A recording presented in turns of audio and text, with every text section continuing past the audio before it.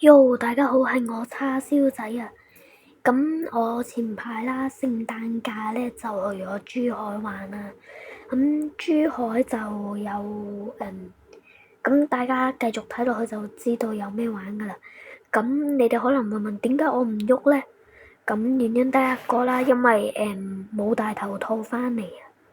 我不聽，我不聽，我不聽，我不聽，我不聽，王八念經。咁事不宜遲，我哋依家就立即去片。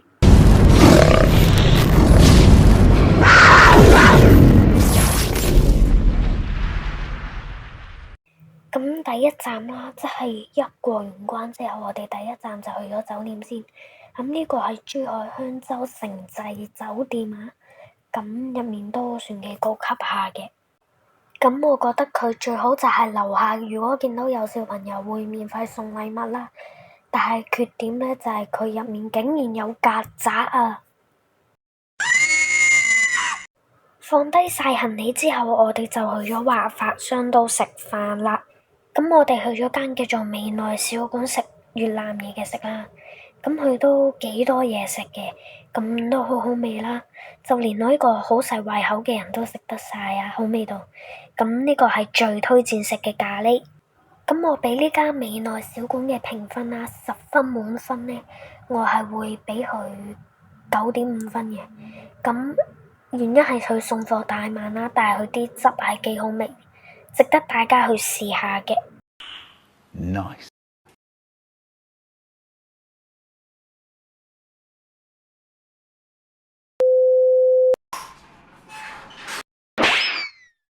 我哋唔好理個老餅，立即返嚟繼續講啊！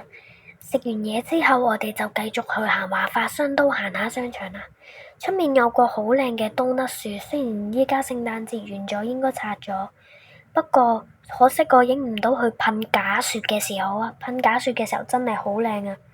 不過亦都辛苦晒員工要抹走晒嗰啲假雪，跟住就去咗呢個炭火燒料屋佢食串燒啦。咁佢啲嘢好食，但係如果建議大家好易發蚊疹，唔好嚟。佢啲嘢太少，而且服務態度太慢啦。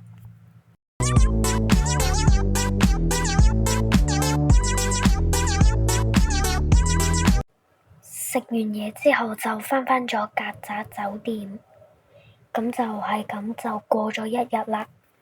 The next day。時間嚟到第2日。事不宜遲，我哋立即開始講解啦。跟住就去到萬雪匯玩溜冰啦。其實因為我唔識溜冰嘅關係，我係冇溜冰嘅。sorry， 唔係溜冰，係滑雪啊。咁我唔識嘅關係係冇嘅。不過嗰度環境咧就真係好靚。咁佢啲雪啦好逼真嘅。咁佢有做到落雪嘅場景啦，雪又可以好輕易咁揸到一個雪球啦。咁係好非常之推介係去嘅。咁佢冰屋係真係用真冰整㗎。問咗佢哋，其實佢哋話呢個冰屋真係好難整㗎。難做嘅嘢又冇做。跟住我哋就嚟到一間新酒店，叫梧桐樹酒店。佢入面雖然古老風，但係好靚，仲有2層添㗎。下面同上面都係雙人房嘅。咁雖然佢個私隱好差，就係咁，第2日就完咗啦。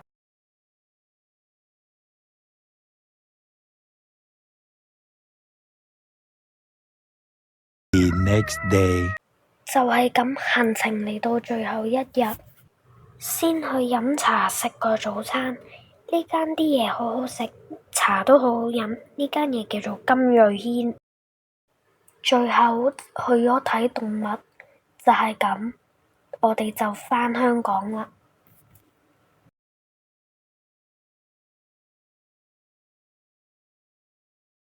香港已經回歸中國27年啦！你係咩人？你係中國香港人啊！你係中國人，你要愛黨愛國，知唔知道？明唔明白？哇！只有共產黨可以讓香港好，可以帶領我們更加香港明天會咁好。中國香港，中國人，我哋都係來的前人，明唔明白？愛黨愛國啊！愛黨愛國！唔好怪我得罪講句啦。